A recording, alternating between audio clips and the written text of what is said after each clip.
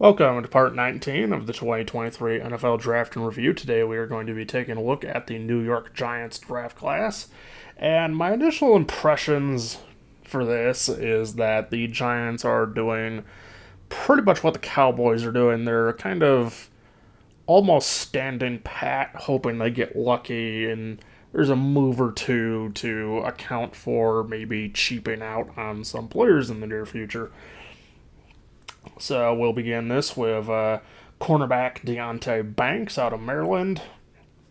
And I will say I don't really like this selection from the standpoint of basically anything. This kind of suggests quite a few injuries.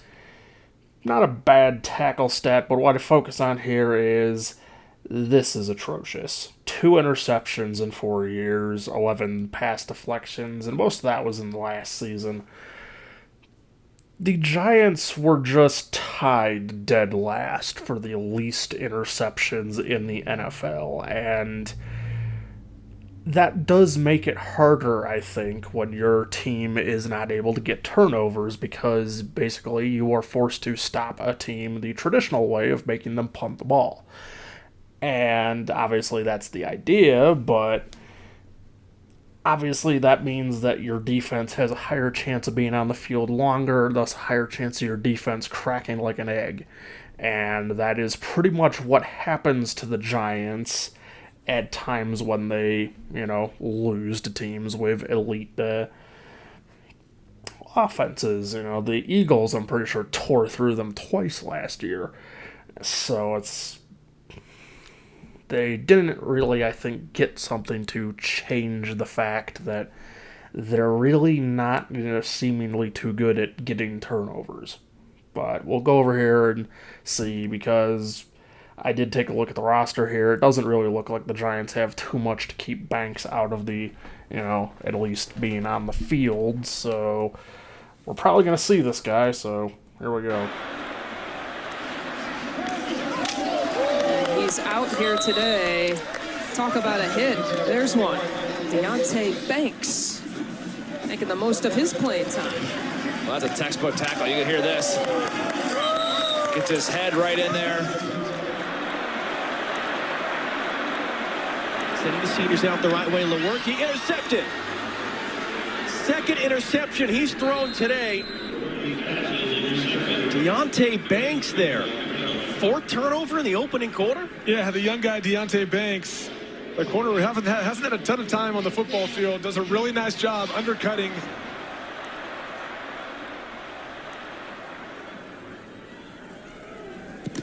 And it is blocked.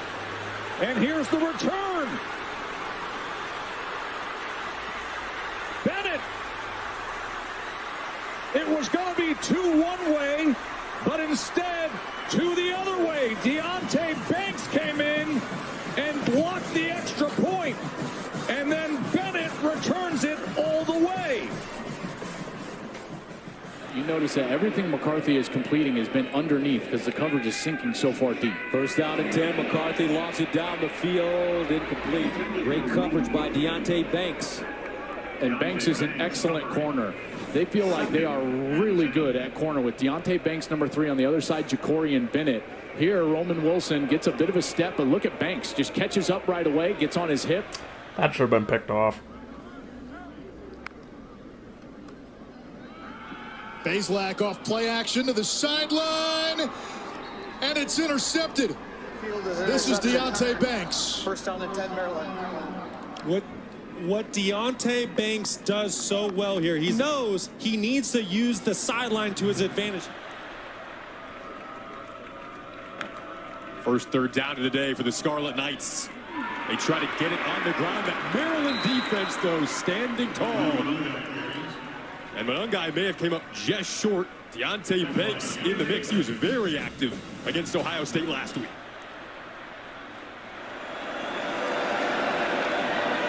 O'Connell, the near side, looking for Charlie Jones, broken up by Deonte Banks. And fourth down for the Boilermakers. It doesn't work out so poorly here because it's a third down, but Deonte Banks.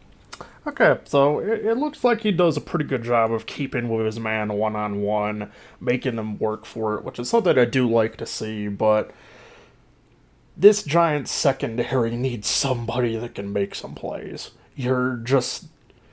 If you can't get an offense off the field via turnover somehow, then eventually you're just going to come against a team that runs it right down your damn throat.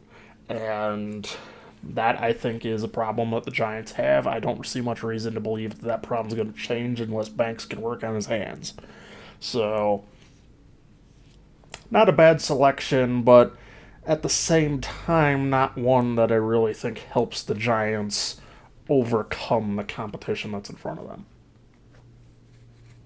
Next up, we have another likely starter, center John Michael Schmitz out of Minnesota.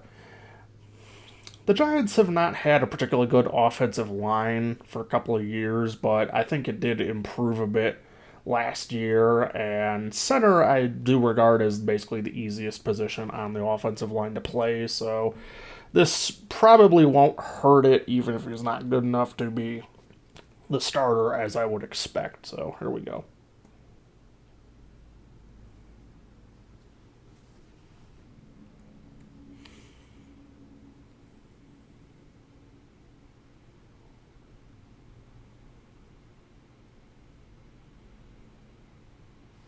Good job stopping up that defender.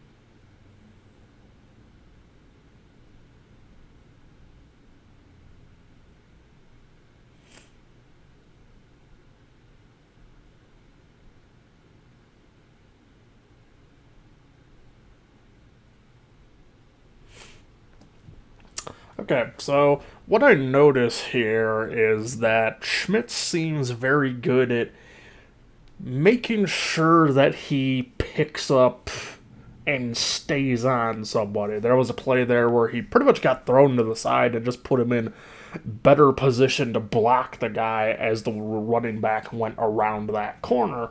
So that is something that I do like to see. Guys that are quick enough on their feet and aware enough and driven enough to pick up a block, keep the block, keep that player from influencing the play. So with Saquon Barkley running behind this guy and the guards, this should be pretty good for the Giants, but obviously, as we'll get to in a short little bit, the Giants do have a bit of a problem there in that they don't really want to pay Saquon.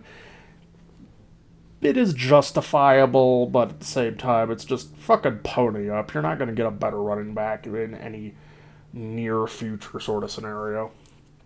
So, the next player up, we have wide receiver Jalen Hyatt, another, I believe we had one of his wide receiver teammates from Tennessee in a previous video.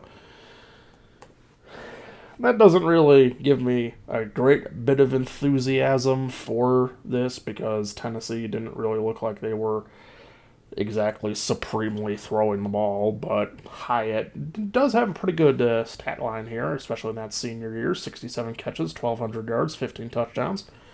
So I would say that this automatically makes Hyatt a bit of a contender in this group of receivers because while there are guys with experience, Darius Slayton, Sterling Shepard, I think they've used Wan'Dale Robinson a little bit in the past. Hodgins and Crowder, Campbell. These guys got experience, but none of them are exactly, I would say, top flight wide receivers. And honestly, I don't think I'd consider any of them better than high-end number 2. So Hyatt's main thing is just can you establish yourself as being better than these guys? Because if you can do that, you're going to beat them. Just hands down, easy.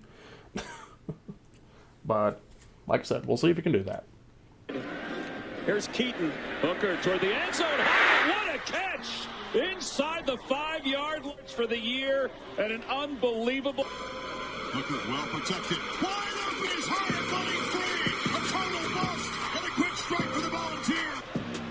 And Tennessee will waste no time with this up-tempo offense. Open man for Hooker. On the money, Jalen Hyatt, touchdown, Tennessee. There's Stroud again, throwing another bullet, and it's a touchdown strike. In the quarter with his second touchdown of the season. I'm getting the feeling that I'm not really going to care much for Hendon Hooker when I look at him. You see the speed. There's no doubt the coaches are... Hooker down the middle, got him on the fly. It's Hyatt again, and he's going to take it. Touchdown, Tennessee. Too much speed. He's by him. Throws it on a dart. It's over. What a game for number 11. Up too fast on the run. Otherwise, these big pass plays won't be there. There's a pass play that's there. Downs against Florida. And he's picking right up where he left off to the end zone. It's another touchdown. Again, it's Jalen Hyatt. Ball out on time. I know you've left because of the pressure. Milton staring to the left side, looking over the middle, directing traffic. And a little comeback route for Jalen Hyatt. Breaks a tackle. And it's tough to go tempo there. You have a big chunk play like here. Jalen Hyatt dancing on the sideline. Looked like his foot was in to me. And Two in the nation. As Hooker looks downfield. In the end zone, he's got Hyatt for the touchdown. His phone tonight. 2nd and 7. Hooker cuts it loose. Man is open.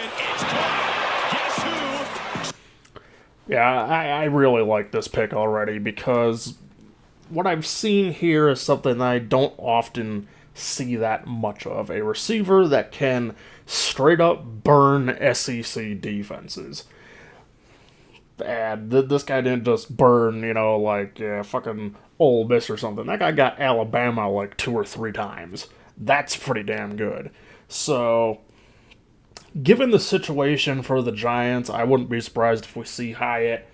If he can beat out these other guys, become the Giants' top target, that I think would really benefit the Giants. Because one thing that I will say for Daniel Jones, flawed quarterback that he is that he has never been given particularly special wide receivers. Probably the best guy he ever got was Kenny Galladay, and that was an extremely poor scheme fit.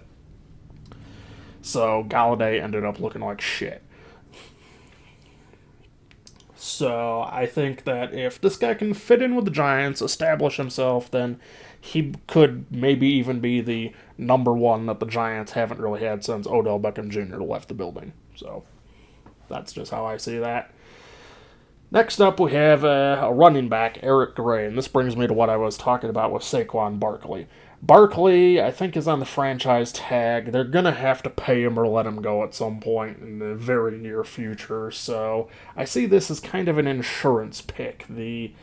If we do get rid of Saquon, take a running back, see if we can get another good running back, and, see if we can get a guy to replace him on what'll be pretty cheap.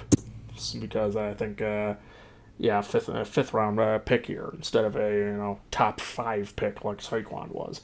So, automatically, though, I think that this is probably a bit of a misguided one because he doesn't really do too hot till his final year, and 1,311 touchdowns, that's not really special by college standards. And you compare that to Saquon Barkley, who obviously was one of the most electrifying running backs that's come out of college in years. So, as a potential replacement, I don't see it. And the Giants also have Matt Breida on roster, so I'm not even sure I would guarantee him as a backup to Saquon in the end. So, we'll call him over here and take a look. He got Gabriel here, even though he had committed to UCLA. And this is a big run for Eric Gray.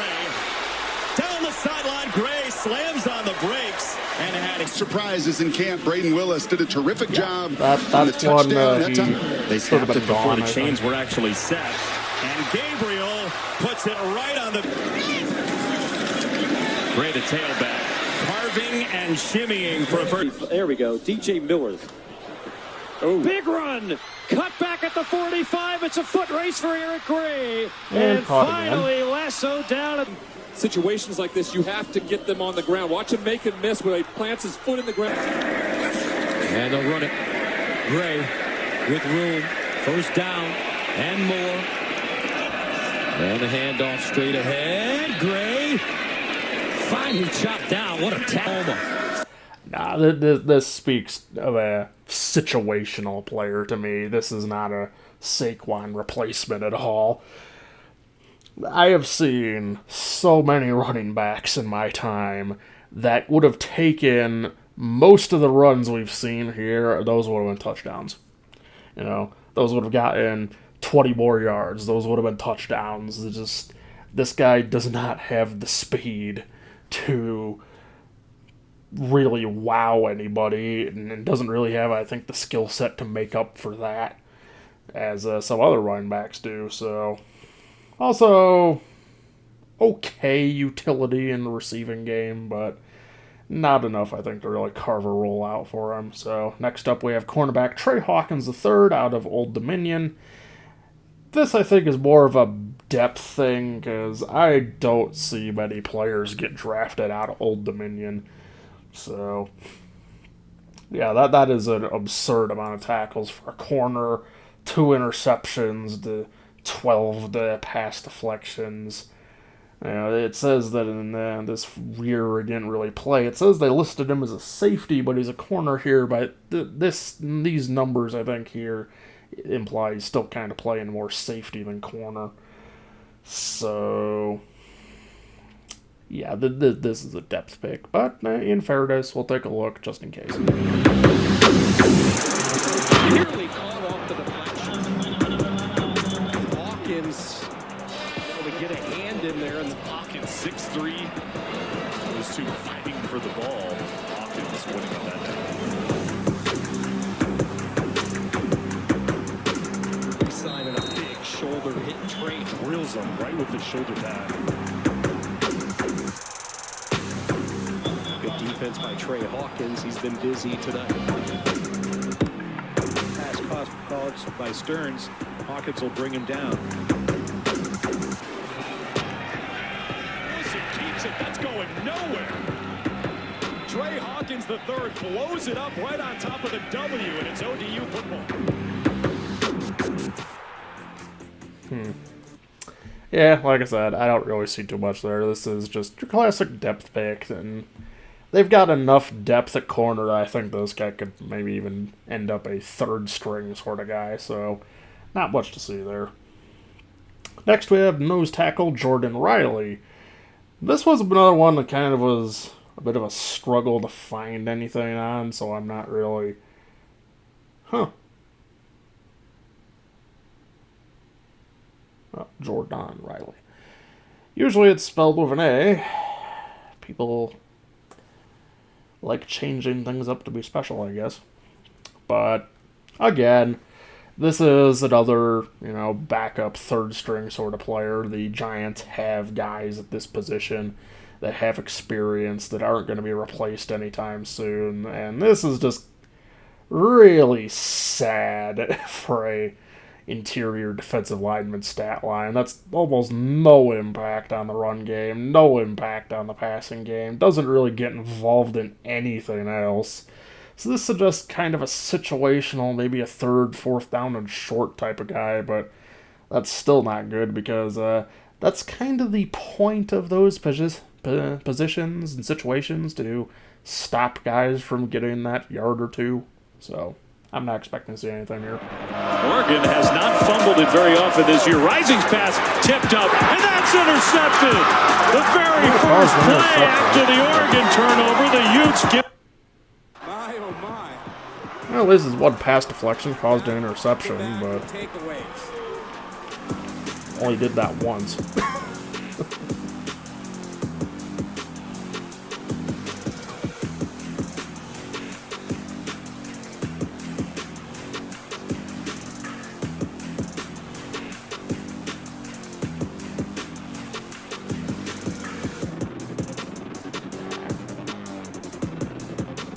This is just a third-string sort of player. He doesn't have the power or moves, really.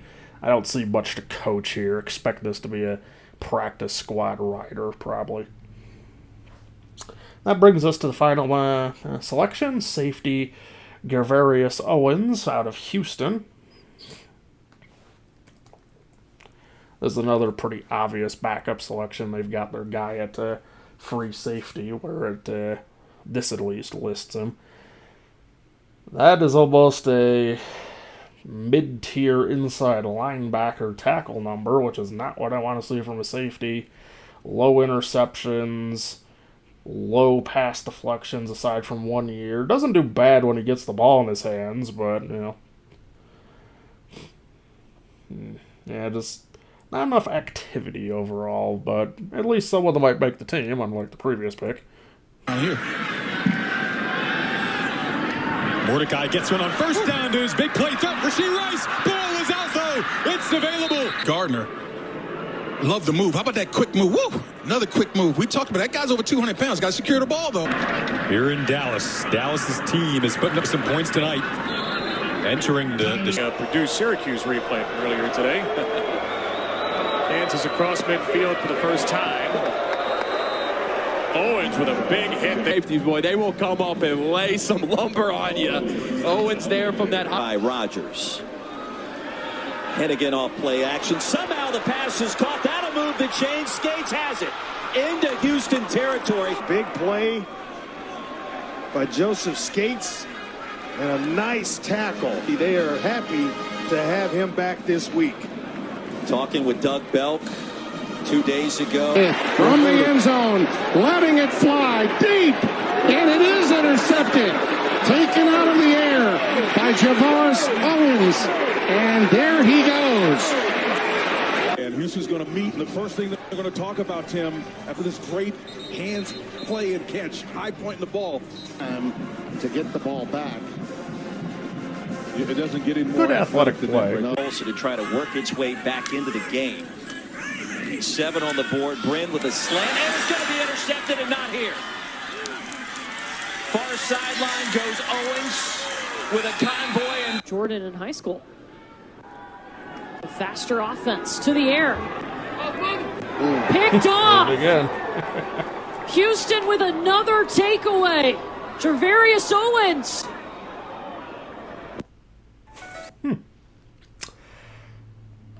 I could see Owens making a team. I don't really see Riley making the team, but the reason for that is I think that Owens could have some utility. You know, I say this a lot for a lot of these safeties, that, you know, this could be sort of a Hail Mary specialist sort of player, special teams, maybe a backup that becomes a starter later on, much later on, but right now I just look at those first two options, special teams, potential Hail Mary specialist sort of player. So that's an okay depth pick. So that will do it for the class, and I would say this is a little worse than my initial expectations. The depth pieces aren't really anything special, but they did get 3 potential starters, so that is a good basis to have. They were active on their first 2 days, but then kind of fell asleep in day 3. As I always say, I don't like it when teams do that. You can get good players in day 3 if you try. So I'd have to put this one a little lower than the Cowboys. I'd give this maybe a C to C plus grade, because you have the 3 starters, but one doesn't really look like he's solving a problem. The other's at a position that you don't really have to draft for, in my opinion. And the other has the potential, but can he get there? And then you've got just 3 depth selections that one doesn't even make sense and isn't really looking all that good. The rest are just probably going to be sitting there on the bench most of the time. You're probably not going to hear of them too much, so it kind of drags down that front 3, which isn't as strong as 3 potential starters should sound. So that is going to do it for today's video. Like the video, leave a comment, subscribe to the channel, hit the notification bell to see when I upload next, and follow me on Twitter, and I'll see you tomorrow for the conclusion of the NFC East, which is going to be the Washington Commanders, which is a name that is really fucking stupid, makes me feel silly every time I say it.